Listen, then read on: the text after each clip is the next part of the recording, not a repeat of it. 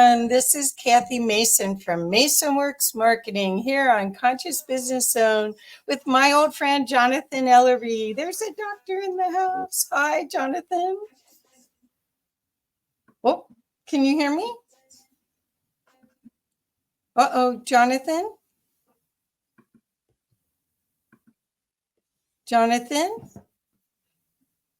Well, okay, so while we wait for Jonathan to get back on, I see you. Okay.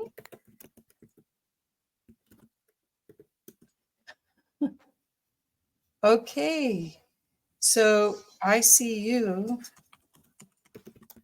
I'm here. Can you hear me? Yes. All right. You just dropped out on me for a moment. Oh, are we together now? We are together. We are all together. Whoever's here, whoever can hear this, we are together. Okay, so everyone, I'm so excited for you to meet my friend Jonathan Ellerby and to know a little bit about his work. I met him after he did this beautiful book with Hay House, and it's called Return to the Sacred, and you want this book. It's absolutely beautiful anyway. And then he ended up working in Denver, and I got to meet him and help him on some projects, including a project with Greg Braden and Jonathan when we got the funds to put the roof on the Althea Center. Remember? Yeah, I do. That was awesome. You were always so willing to help with anything. If people are meeting you for the first time on this, Yeah. Kathy's a yes person. Well, more than that, you're someone who makes things happen, I should say. Yes. Yeah. Well, we are here today to introduce your new book as part of today's conversation and to find out what you're doing, so that people could understand that you're a powerful resource for them as they work on their leadership and try to combine spirituality with their life in a different way, in a very useful way, where life is an adventure rather than there's no victimization in it, right? Absolutely. So for people that are just meeting you, could you give them a little idea about you, your journey to where you are right now? Yeah, I mean, I guess it's such a for me, I think it's a particularly complicated story, but I'll try to do it sort of succinctly. I think I'll start with the present briefly and then go back. People today tend to know me really in one of two capacities. And so a significant amount of my work out in the world is leadership development. And it sounds fairly conventional. I have a strong focus on emotional intelligence and mindfulness and more of the what people might call softer or inner skills of leadership. So I help leaders and teams to work better and work better together. However, a lot of the fuel behind that work and a lot of the learning and the knowledge and what I apply, despite the fact that I have done training as a business consultant and a leadership development consultant, a lot of it actually comes from the other side of who I am and what people know about me, which, as Kathy knows, is really, if you're talking about the tip of the iceberg, the leadership stuff's just the tip. And the huge, 85% that's below the surface is my work in the world of spirituality and wellness. And that, for me, has been really a lifelong journey. I mean, my studies, my experiences began in a way that I was aware of them when I was 10. Now, looking back, I can see it was actually always happening. But I became more aware of it at the age of 10, and in some ways it fueled this book here, Spiritual Experience, because at that young age I was encountering the world in a way that I felt other people were not acknowledging or not talking about. I was feeling energy, and I was feeling presence, and I was experiencing intuition, and that grew and grew into my teen years. And I think there's probably a lot of people listening right now that have had that experience and didn't know what to do with it, didn't know who to talk to about it. So for me, fortunately or unfortunately, I was crazy enough that I couldn't shake it. I couldn't overcome that feeling of presence around me. And so I became curious, and I began my own studies at that young age, reading everything I could and talking to everyone I could. But then I went on to do more formal studies. So I did a, honors master's degree or bachelor's degree, a master's, a PhD, an ordination as an interfaith minister, training as a chaplain, energy healer, all that kind of stuff. And yet I should say what has probably shaped me the most has been the time I've spent with traditional healers in indigenous cultures, particularly in South Africa and South Dakota. I don't know why they're both South, but that's the way it worked out. And so in that side of my life, it's this spectrum of offerings and experiences and positions and, I don't know, public expressions that I've had, everything from, one-on-one coaching, counseling, what people call shamanic journey work, although that's not really what I call it. Um, ceremony and ritual, community leadership. Um, but then also fusing those two worlds, the world of leadership and business with the world of spiritual health and wellness. So I've been fortunate to apply that in spa settings and resort settings, and to help more mainstream types of organizations to make sense of why the inner world and the world beyond is so essential to wholeness, and to health and well-being. So I guess that's a bit of a snapshot. And if I'm promotional, I've written a bunch of books, and I'm on social media, although I don't do it super well. And I'm trying to improve on Instagram and Facebook. I'm pretty invisible. So I don't know. Seems like that's a pretty good nutshell for a. Well, what the thing is that I want people to understand is that you have a way of bringing people into the genius of themselves, Hmm. spiritual work, where someone might be, especially in a corporate setting, in a leadership setting, they may be emerging to want to be a servant leader. Hmm. It's what a lot of this conscious business owned work is about. Servant leader in essence is someone who is more concerned about their employees' growth and their customers' growth than they are about themselves. And so you could be a huge resource to them as they go and reinforce the heart space of their life and integrate that into this reality.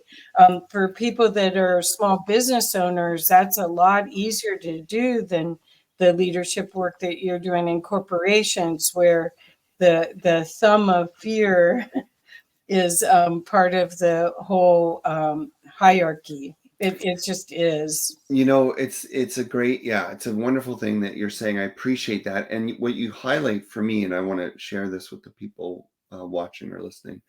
I think of I think of the word spiritual, and I sometimes say, well, depends what you mean by spiritual, right? We all say that. So Yeah. I say spiritual is a noun, a verb, and an adjective. Yeah. Wow. And depending on your background, your experience, you may only understand it as one thing, but let's try to understand all of it. So when I say spiritual is a noun, I'm actually referring to the spiritual, as in the spirit world, as in God or oneness or consciousness. It's the dimensions beyond this dimension, the spiritual. But then there is the verb, like being spiritual. And I'm interested in a spiritual life. And so those are people that are, working on growth, and they're working on spiritual experiences, and they're trying to evolve in consciousness. And then And this is often a trap, actually. Then spiritual becomes sometimes an adjective. So we say, oh, she's very spiritual. But we don't necessarily mean they're connected to the spiritual world. And we don't even necessarily mean that they're on a spiritual path. Sometimes we just use it as a kind of blanket term for mindful, compassionate, present moment, focused, um, joyful, all these other words, peaceful. Now, what's tricky about that is there are many moments when someone's on the path, spiritual, the verb, and they may not actually be acting that spiritual, the adjective. Because let's face it, as we go through our changes and challenges, life gets hard. Sometimes we have to go through the worst of us to find the best of us. And similarly, we can be in connection with higher dimensions, and you can still be a jerk and a psychic, right? You can be a jerk and a great energy healer. Um, and so to bring this sort of little teaching back to what you said, I do think that there are a lot of people in business and different forms of leadership, whether it's corporate or a household or in schools or communities, where they're wanting to see, they don't have the words yet, but they are already moving towards being more spiritual as an adjective. They do want to be more mindful. They do want to be more compassionate. They want to create environments of psychological and emotional safety. And what they discover, and this is also what you pointed out, is that it helps to be spiritual, the verb, to start a spiritual practice, to practice meditation, to practice movement that brings us into our bodies in the present moment, whether it's Tai Chi or Qigong or yoga. And ultimately, those things begin to open us up to the question, are we more than what we've been told? Are we more than just a body and a brain? And of course, the more spiritual we become in behavior, the adjective, and the more spiritual we become in terms of a life path, the more we cannot avoid the direct experience that there's something more to life and self and the universe than who and what we are. And that happens in spiritual experience. That's beautiful. And that is I think the lesson that we've gained from after the lockdown has been that people really had to identify what made their heart sing and what didn't, and what they truly felt was real to them and was important to them or not. Because there was that time that you could still be on your phone, you could still be on your computer, but you had to do some assessment because there was a death threat, an invisible death threat, right?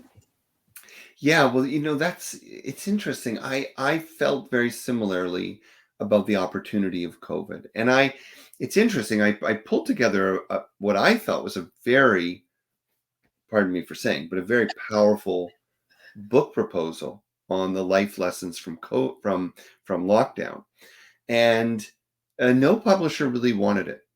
And what they said was, and I'm going to just make a few comments because what you said was so important and powerful. What they said was, and I was going to mainstream publishers, so maybe if I looked somewhere else, but they said, well, we're too nervous that people aren't going to want to focus on it, to look back at it, to even talk. They want to move on. They want to move on. So what I mean by that is, I think there were almost two camps of people. And many people felt like COVID happened to them. And you've heard this analogy, right? Right. Life happens to you or life happens for you. So if life happens to you, that's the victim mentality that you've mentioned. And, so for those people, they were just waiting to get through it and then let's get back to life.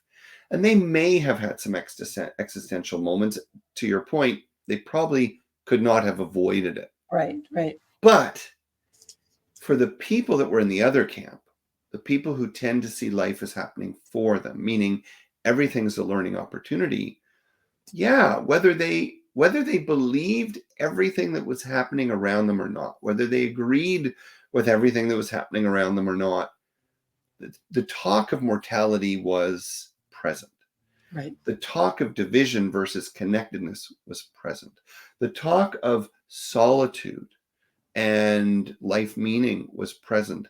The talk of evaluating who we are and how we spend our time and how we cope with stress was very present, particularly because at a certain point when people were locked down, the only thing they could do was go for a walk in nature or sit in the backyard. That's right. Now, I do want to just go in one last direction, which is sort of an interesting sidestep. I think it also sets up a kind of interesting conversation about how do we have spiritual experiences? Because, you know, in the book Spiritual Experience, I talk about a lot of exotic practices and environments and situations that elicit spiritual experiences. But the simple truth is, anytime we just slow down, anytime we step out of routine and habit of thought, habit of behavior, and have even the slightest openness of heart and mind, we're more than likely going to stumble into some kind of a spiritual experience, whether that's an aha moment, right? A moment of reflection, a moment of peace and beauty, or whether it's something more profound and we feel like the world, the universe is actually talking to us. So you're right. I think we came through a very, very powerful time. Many people, not everyone, felt that. And I think still today, 4 years later, particularly for those people that were in the waking up camp and looked for the lessons but didn't have enough support, I think they're still processing it. I think they still are not even aware of what happened to them, because one of the things, and I'm sorry, this is sort of a long sharing, but one of the things that's very challenging in the Western world today is we've lost the full complexity of spiritual formation, which means not enough of us are going through complete training programs or mentorships or start to finish studies. Rather, more of us come from broken systems where, we didn't really like the synagogue or the church or the mosque we went to, or we didn't really like the taste of religion or atheism that we grew up with. And so we've had to piece things together. Now, there's an advantage and a value to that, but there's also a drawback. And the drawback is that when we're in an actual moment of process, as lockdown and COVID, launched many people into, without the right kinds of support and the right contexts, many people will still be picking up the pieces and trying to understand what opened up inside them for years to come. Oh, yeah. Well, I think that's true about any spiritually transformative experience, Yeah. whether it's big or it's real little. I mean, you have to integrate it into your belief system, or be prepared to release those programs and those belief systems that you adapted and made your own from your heritage, from your family, from your society, whatever, and see what, again, goes back to joy, goes back to love, goes back to a more fulfilling platform for you to express your genius. Because what we've seen and what we're seeing right now is so many of these institutions that were created, like the education institution. You see in Europe, in England, that now there's meditation in schools, and you see that Montessori and some of the other private schools or charter schools are trying other ways to have kids have more balance and ways to deal with the stress. It's a different world that we're in, full of choice.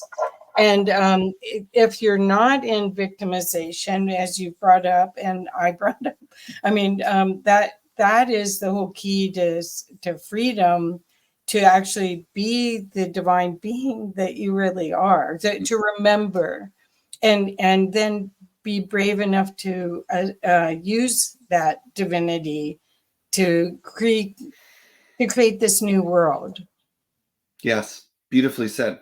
Beautifully said. You know, what it reminds me of is this sort of, I guess, perspective or teaching that I like to share about the evolution of humanity. And, you know, of course, this is a big concept because we want to cover the history of all things since the beginning of time.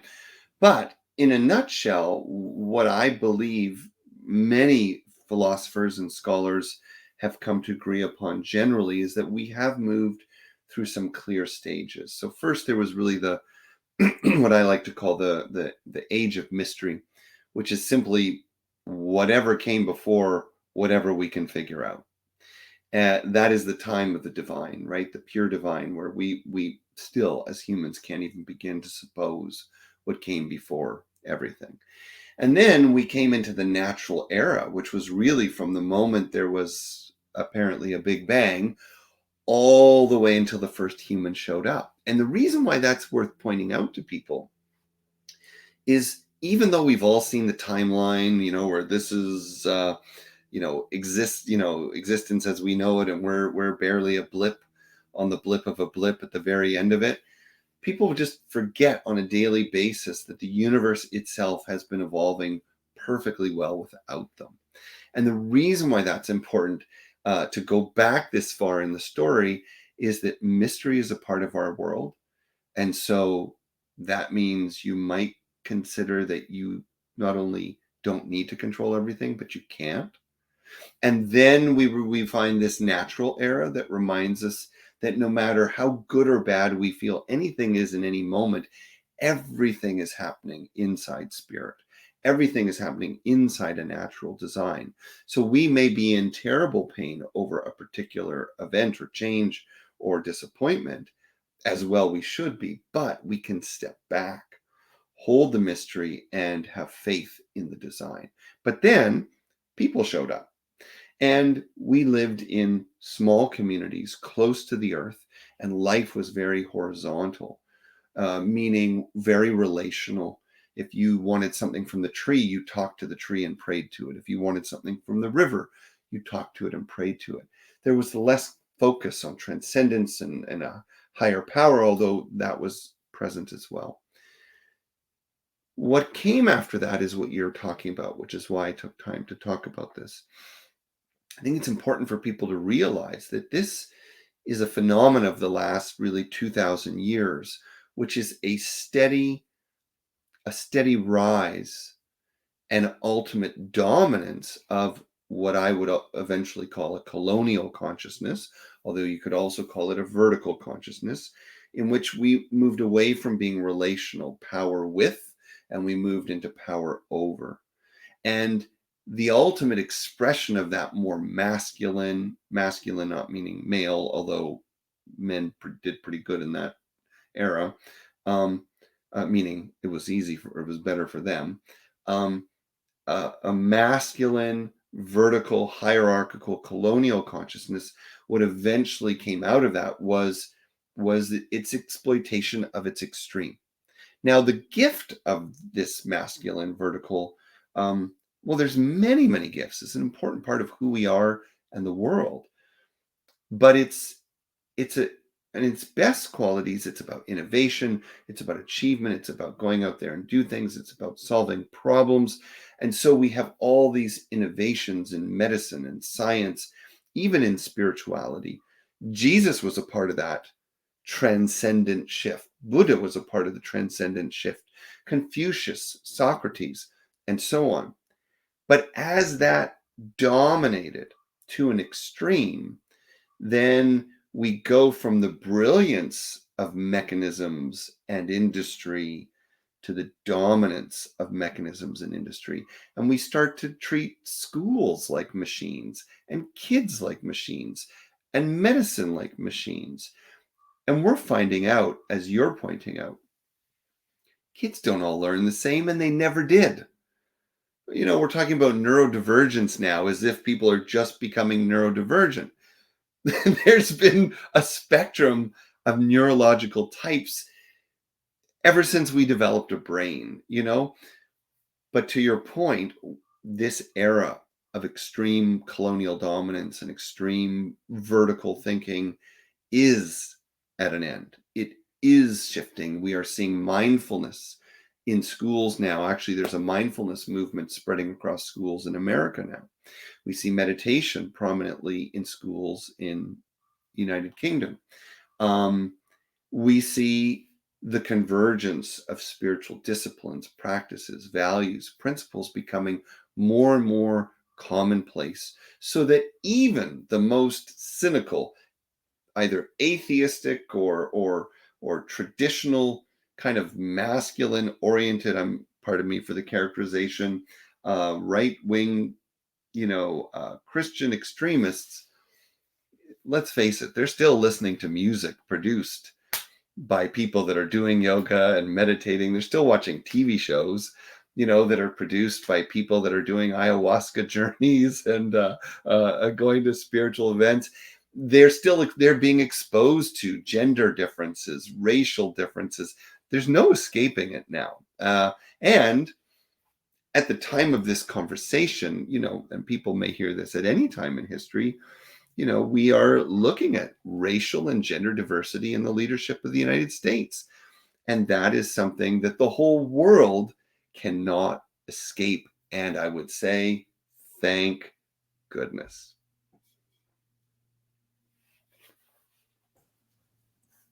Wow, that's great. The interesting part of all of this is us in change. I'm a change agent. I love change. In fact, somebody was doing my numerology yesterday. I'm a 5, and I don't know what the bad side of that is. But anyway, I think a bunch of souls came down here during this time of change to try to empower people to see their role and not be frightened of it, to embrace it, bring their genius to it. I do want to let you know there was a comment, Larry, our good friend Larry Cooper, put a question in, and it was when you were talking about COVID. He says, can Jonathan address the emotional weight that we all hold on to? How do we release it? Larry Cooper, oh my Yeah, God. you'll see him at IANDS. And I asked if Larry would introduce me. Oh, cool. So I know I'm in trouble because someone said, will you send Larry your bio? And I was like, well, I'll send the bio. I don't think he's going to use it. Wow. This is a really typical, because Larry is a profound teacher and healer himself. This is a profound question. And there's so many places to go with it. So but I want to take time, because I think this is where so many of us get caught. So immediately my mind has kind of moved down 3 roads to talk about emotions. The first, and these are in no particular order, I'm going to start with maybe the most profound and then maybe move to the most ordinary. And I think they're all important. The first to consider is that emotions are energy. And that, for lack of any better language, the spirit world or the spiritual world requires energy for transformation and initiation. And many of us that have come into deeply emotional times, if we fail to acknowledge this principle that I'm talking about, we may get stuck just carrying the emotion and not recognizing that it is actually a signifier that you are either in a process of initiation or transformation. They're not necessarily the same. Sometimes they go together. there's a teacher that I've become friends with, John Lockley, who's a fully initiated high Sangoma, which is a very esteemed type of traditional healer in South Africa.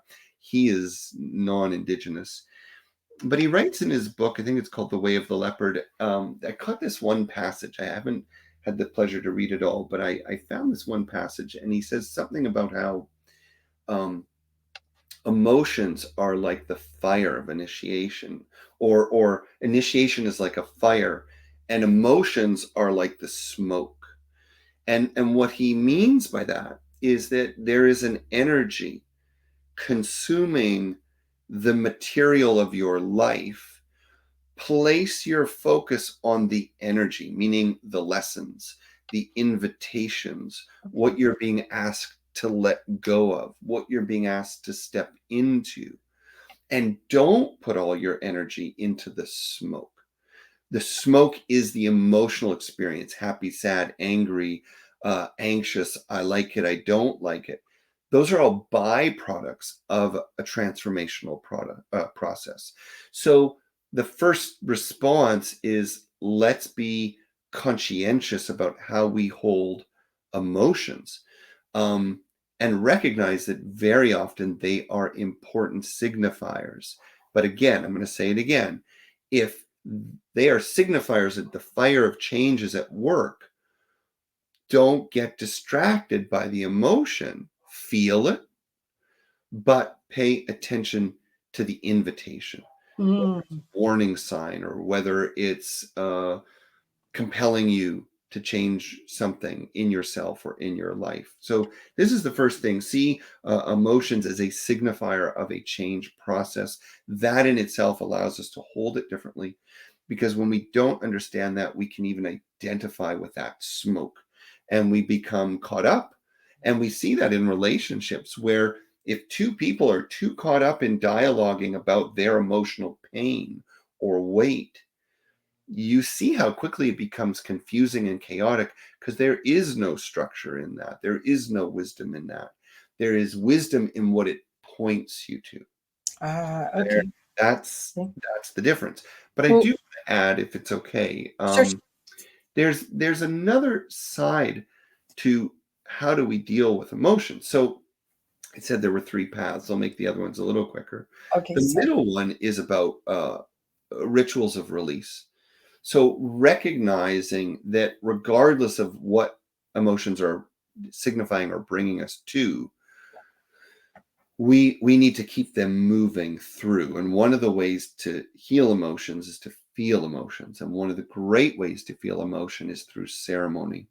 So whether it's, when I do, interestingly, speaking of Africa, when I take people to Africa on trips, if they're carrying a lot of emotion, sometimes I will have them find a stone that is just barely large enough for them to carry around, meaning it's almost too big to take with them everywhere they go. But I ask them to pick up something, like big enough that it's like hard to put on the table and they can't stick it in a purse, and it's just like it's a nuisance, but they can manage it.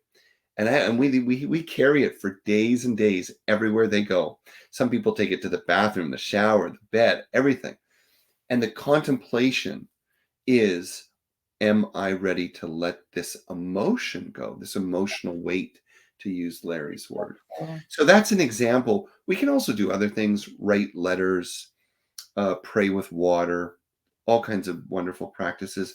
But the last thing I would add for people who are listening, because emotions are so significant, take time to learn more about emotions. Study emotional intelligence. There's a lot of great material out there in the world. And remember, emotions are energy moving. Uh, Emotions more often want to be felt than acted from, right? They are pointing us to something, but they are not an end in themselves. And the final thing, and this is one of the biggest gifts of my life, I have to say, for myself, people I work with, hopefully for you listening. Remember, emotions are built, designed to feel personal, permanent, and pervasive. Personal, permanent, and pervasive. That means that regardless of the life change we're going through, even if it's an initiation or a transformation or just the experience of change, it's going to feel personal. It's going to feel like it's never going to end. And it's going to feel like it's following you always. Whatever it is, sadness, anger, fear, it's going to feel that big. But it's okay because it's kind of like putting on virtual reality goggles. When you go in for the experience, they're going to warn you. It looks like you're on top of a building, but you're not. It feels like you're going to fall off a building, but you're not. You're just standing in an office. Emotions are very much the same. They feel personal. It's about me. It happened to me. They feel permanent and they feel pervasive. This will never change. And this is with me everywhere, or it happens to me always. But rarely are any of those things ever completely true. And in many cases, they're not even true at all. So if we can carry that lightness and perspective, work with ceremony and ritual, and then keep this perspective of initiation, transformation, or transition in mind, then we're going to be able to carry our emotional weights differently and ultimately use them for transformation or let them go so we can move on. Beautiful, beautiful. So he did add to that. I asked because we are seeing so many clients that are holding on to old emotions, old emotions, and it's causing illness and disease. That's Well, yeah, and I'm going to say I want to add a little something here. I won't make it quite as long as the last piece, but so why do people hold on to emotions, right? That's the big question. Well, people hold on to emotions because they're familiar. And not only are they familiar, but they are a part of an identity. Mhm. And so when we release anything that feels like an identity at a subconscious level, it is death, right? So it's the death of a version of yourself. And I would argue that people fear the death of identity more than physical death. In fact, no one's ever even come close to convincing me of anything other than that. Anyone who says they're really afraid of dying, like physically, that's just a person who's still got ego issues. The death that scares us is the death of who we think we are. Perfect. So that could be a parent and all the kids go off to school. That could be a person going through a divorce. That could be a trauma survivor. There's a wide range of reasons why we have these painful emotions, but they've fused with identities. I'm the victim. I'm the survivor. I'm the addict. I'm the recovered person. I'm the helper. I'm the healer. I'm the leader. I'm the mother. I'm the father. I'm the wife. I'm the partner. I'm the boss. I'm the student, whatever it is. And it's a basic human condition, which is we fear the unknown. We're afraid of becoming something we've never been before. The brainstem itself was built to keep us fearful. Right. And if we don't have enough community, practice, leadership, and information, philosophy, teachings, we're just not going to have enough energy to overcome those old emotions. People need much more energy in to let go of old emotions than most of us realize, which is why some of the biggest challenges that we face as humans, we end up in treatment programs. Most treatment programs really, I hate to say this in a recording, most of them are not that great. Yeah. I've had a lot of clients that have complained about a lot of treatment programs they've been in. But why do they work? Because when a person's ready, if there's enough support, community, enough safety in the environment, enough practices to let them experience themselves differently, and enough material to contemplate, the change will happen. The change will happen. But see, that's all energy in. It's Perfect. very hard to, in a dialogical setting, expect someone to feel an emotion, acknowledge it, and then let it go. That's kind of like asking someone to cut the cords of their parachute once it's opened. Well, I have a question about practice because so much of this is loving yourself enough to create a practice for yourself, whether it's every morning or every evening, where you really recenter and reconnect to the stillness within, in a self-loving way that is not selfish, it is purposeful. Are you, because of the work you're doing now is more corporate and more business oriented, are you finding that people are more open to doing a daily practice? Or are you seeing that it's still everyone's in their phones? And Hmm. what are you seeing? Because this is the change I'm hoping. uh, and the only way I think we can get in connection with our multidimensionality is in that stillness moment. So we're losing the power, the attributes of our consciousness without it.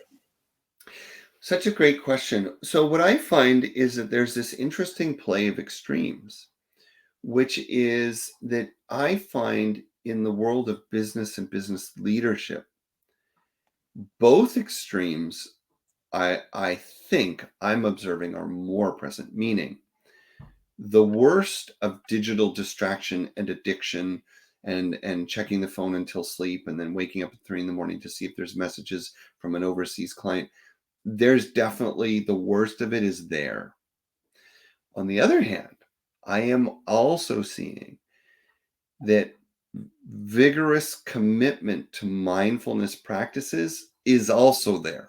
Good. That there is a segment in that world because of the extreme need and because of the personalities that believe it or not might be more committed than a lot of the spiritual seekers in the middle. What I find in the middle are people who are maybe not in those high pressure identities and roles. They are self identified as spiritual, but what I often get from them is, well, I've been doing a practice for years, but I kind of do it on and off. Or, well, I know a lot of practices, but I haven't really committed to one.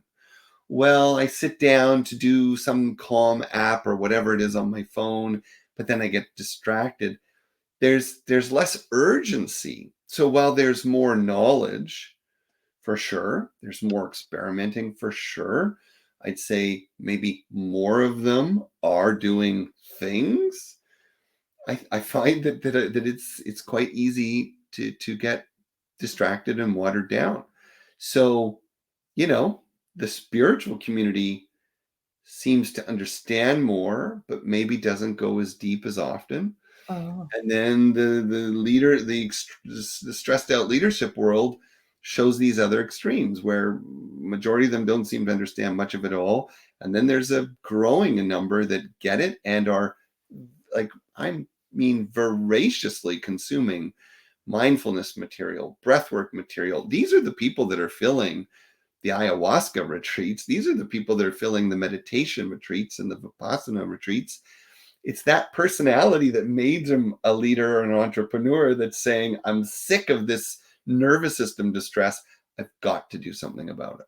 right, right. Well, over 20 years ago, I got to do the Avatar program. I did it all the way through and had a spiritually transformative experience. And at that time, the integration period, I'm still integrating that. How do you feel about the use of plant medicine and all of this to quicken, to uh, hasten Yeah. the experiences for people? Do you feel, because I haven't done that, I know lots of people have, but I'm still experiencing the benefit of that peak moment and others that have ensued from that knowledge. So try to provide a focused answer, but a few perspectives. Okay. Okay. In the book, Okay, great. Gateways of Spiritual Experience, I talk about the 7 most common and powerful, arguably most important types of spiritual experiences that people have. It's based on experience, it's based on research, and it's based on anecdotes. I'm pretty sure, I do not refer to any experiences that were based on or because of any kind of plant medicine. It's very important to me that people know that these states do occur naturally. They can occur naturally, that some of the most profound spiritual experiences they will ever have or hear about have nothing to do with any kind of medicine, plant, or drug. Now, having said that, there's no question that hundreds of traditions, arguably thousands of traditions over thousands of years, have respectfully, carefully, mindfully, and uh, religiously used plant medicines as sacraments for visionary experiences. And I absolutely honor that. I absolutely believe in the power of that. And depending on what your worldview is or what dimension of the spirit world you're interested in, sometimes those plant allies are almost essential, because it's difficult for most of us to travel to the worlds between this one and the ultimate oneness of things. So, what about contemporary use? Well, I would say there is a place for it, particularly in a world that's so disconnected. But what I hope for people is that if they want to pursue that path, that they do it respectfully, that they look for guidance, that they ultimately pursue contexts of meaning and support. They are cautious not to pursue it as a fad or purely out of adventurous curiosity. I mean, I guess it's okay to do it that way, but there are risks involved. These are powerful things, and as much as they can help us, they can hurt us. And if we do them in a setting that is not well prepared, that is not sanctified, that does not honor the spirit of that medicine, those things can be harmful too. Right. So, uh, so I think all of that is worth carrying out and considering for each person to make their own decision. But it is a part of our world now. It's not going to go away. And I think it's a good thing ultimately, but I think people just need to be very intentional, very careful, and Right. very purposeful, remembering that the most powerful way to engage any plant medicine is by building a relationship with the spirit of that medicine and not treating it like a drug. Perfect. Perfect. Yes, I wonder how all this time period we're going through so much change. We want people to be able to creatively problem solve. So the access to this bigger, expansive view of life is going to be so important in us creating um, remedies or choices, making better choices for 7 generations or more. So I'm very excited about this time, and I really want other people to feel that way.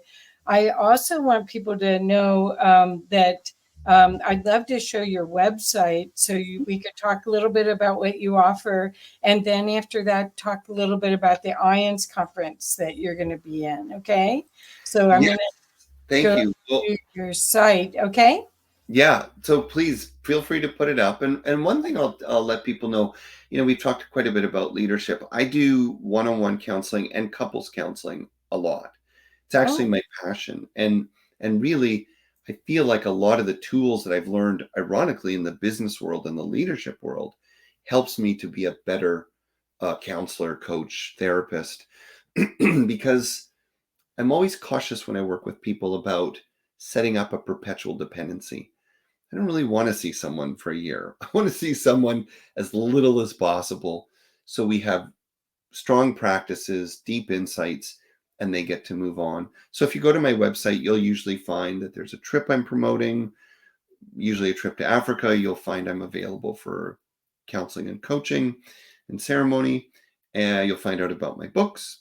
and and usually I'm running an online gathering that's free. It's something that I have been doing, and a little bit of a pause as we're making this recording right now. But generally speaking, there's a weekly class that I offer, where people can drop in from anywhere in the world, no obligation, no charge, just connect with community, be in practice together. So thank you for asking about the Oh, website. good. It Yeah. looks nice up on your screen there. Woo! That's Yeah. Well, I wanted everyone to know about that because I see you as a powerful resource for a positive use of spirituality in their life that doesn't it doesn't conflict with business. It actually is the foundation to do better business, to be more authentic, to be more true to yourself, and to show up with your genius. So that's why I wanted to make sure that people knew to go to your site. And of course, all your books are amazing. You're an incredible writer. Mm. And thank you so much for that. So, the next thing I wanted to talk about is that you are going to be a speaker this year at the IANDS conference that is coming up at the end of the month. It's end of August and first part of September, and it's in Phoenix. So, do you want to talk a little bit about that? Yeah, I mean, the IANDS conference, just so in case, depending when people hear this or listen to this, because it'll be posted over time, it's an annual event. So whenever you hear this video, there's still of an event coming up. And this is an association that gathers experiencers and researchers of near-death experiences. For me, this is an absolutely critical society. And the reason why is because what it stands for is what our world needs to integrate and understand, which is that we are more than our bodies. The world is more than material. And near death experiencers generally have a direct experience of some of the content in this book. They, because of the death and dying experience, can experience any one or all of the seven primary spiritual states that I talk about. So that's what I'll be talking about. I mean, I'll just be helping researchers and experiencers to understand where did they go and what did it mean and how do you live from those places. So it's about helping them make sense of things because I want them to have language and tools to talk about their experiences so that other people can also learn. Yeah, I have to tell you, I've been a volunteer for 7 years, and my whole reason for getting involved was to get that language because they experiences are so heart based and so emotional based that your brain can't integrate it necessarily without hearing someone else explain their mystical Yes. experience. And then that articulation, number one, it goes, oh, I didn't imagine it. That's the first thing. And then after that, it's like, oh, I can use this. I can use this to help share another part of my expression by hearing others talk Yeah. about and this is deep work. This is not it's very transcendent. That's all I can say. Well, it's interesting. I haven't been before, but I know enough about the event that it reminds me of another event that I've been a part of, which isn't worth mentioning right now. These events are more than conferences, right? It's a place where you come to feel at home and to have your experience validated, to be around the energy of others that see the world the way you do, that feel the world the way you do. And I know without even going that some of the people that will go to this event will cry when they leave. They will weep for the return to a life or a job or a family that doesn't understand them. There's such a power in being in community. And so I hope people listening will check it out. You don't have to be a near death experiencer or researcher to go or to support it. And it's also an opportunity just to remind people how important community is. If you can do it online, great, but being with people in person and feeling energy, Yes. hugging when you have permission, all that kind of stuff. There's nothing that replaces it. Nothing Right. replaces it. Right. Well, I do want people to know that the energy, the field of energy that exists around the hotel is palpable for those of us that are sensitive. And that does translate in the digital form. So if you cannot come and if you buy a ticket, you also, I think, get the digital recordings as well. And as a volunteer, a lot of times that's all I got to Right. listen to because Well, I'm so busy but you got the volunteering. vibes. You got the vibes. Well, I have to say the content, because these conferences are so well put together, Yes, just the content is brilliant alone.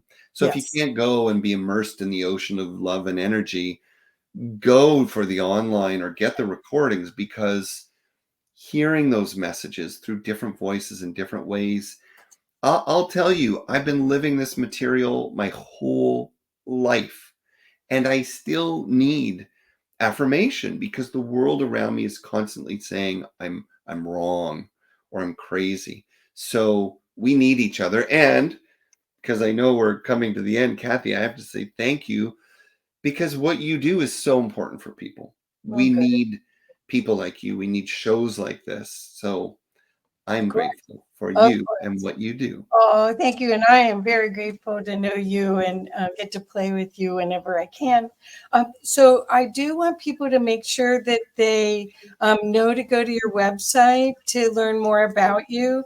You guys, there's so much more that Jonathan's going to create. I didn't even know about all the other books until I went to look at your site. I mean, so much cool stuff and so many opportunities for you to expand your consciousness, be the love that you are, and be empowered to show up as that. And we need your genius right now. That's the benefit of all this. So, Jonathan, the best ways to find you again? I really think just start with the website. It's probably the easiest. I mean, I am on TikTok. I'm on Instagram. I don't know when people are going to hear this because it's going to exist forever. Hopefully, I will show up on Facebook at some point. But I'd say go to the website, and probably the most useful thing is get in the newsletter. I send usually a video and some content every week, and I have a live gathering that I think I think is very valuable. I think community is so important. So Right. that's where I'd start. Start at the website and come to a gathering, get in the newsletter. Let's hang out. Okay. And your website is jonathanellerby.com. That's it. I want to make sure, and it is in the comments and in the description. So please do yourself a favor with that. And then if you'd like to know more information about the IANDS conference, which is coming up at the end of August 2024, go to conference.iands.org. And you'll see your options of how you can participate. And I'm a member of IANDS as well. I recommend being a member of that organization because you'll see there is no fear of death, and there's only a huge group, at least 500 to 700 people that constantly are brave and courageously co-creating with the universe at a high level. So it's quite inspiring to be a part of this group. So Hmm. thank you, Jonathan. Thank you. I Yeah, thank you so love much you for so much. having me. Yes. Uh, Well, love to your whole family and hope to talk to you again soon. All right, thank you, and Thank thank you you. to everyone listening. Thank you. Thank you, everyone. Bye bye. Please share.